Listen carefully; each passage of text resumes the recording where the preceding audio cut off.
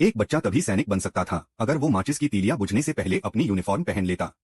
और जैसे ही आखिरी तीली बुझी उसने अपनी सैन्य ड्रेस पहन ली। वो खुशी से पूरे कैंप में दौड़ने लगा जैसे वो सच में सिपाही बन गया हो। वो बड़ों की तरह शेव करता, सैल्यूट करना सीखता। उसकी मासूम सी शक्ल देखकर सारे सैनिक मुस्कुरा उठते। उस दिन वो पूरी लगन से पहरे पर खड़ा रहा। लेकिन अचानक कैंप पर एयर स्ट्राइक हो गई। एक अफसर ने उसे बचाने के लिए खुद को ढाल बना लिया। चारों तरफ धमाके हो रहे थे और वो बच्चा डर के मारे खंदक में दुबक गया।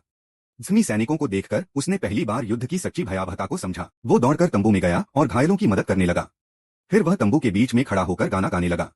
उसकी मासूम आवाज सुनकर सैनिकों की आंखों में आंसू आ गए। लेकिन हमला फिर शुरू हो गया। वो खाइयों में भागता रहा और गोलियों के डिब्बे खींचता रहा। वो सैनिकों को लगातार गोला बारूद पहुंचाता रहा। एक बुजुर्ग सैनिक ने उसकी तारीफ की।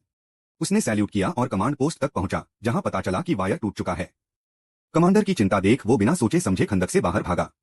गोलियों की बारिश के बीच वो गिरता पड़ता गया और तार जोड़ दिया। सिग्नल बहाल हो गया और दुश्मन पीछे हट गए। एक दिन जब वो स्काउट बनकर दुश्मन की टोह ले रहा था, उसे घास के ढेर में एक पैर दिखा। वो दौड़कर कैंप आया और सबको बताया। लेफ्टिनेंट को यकीन नहीं हुआ, लेकिन उसके कहने पर दो सैनिकों के साथ वहां पहुंचे। उन्होंने घास को आग लगाई और दो दुश्मन भागते हुए पकड़े गए। बाद में उस बच्चे ने दुश्मन का रेडियो बैग भी निकाला जो बमबारी की लोकेशन भेज रहा था।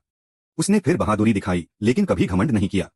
वो बस एक कुरियर सोल्जर बनना चाहता था ताकि सैनिकों को चिट्ठियां पहुंचा सके। सबको वो बच्चा बहुत प्यारा लगने लगा। एक सैनिक तो उसके लिए डांस भी करता। लेकिन अगली बार जब वो चिट्ठी लेकर आया, वो सैनिक अब जिंदा नहीं था।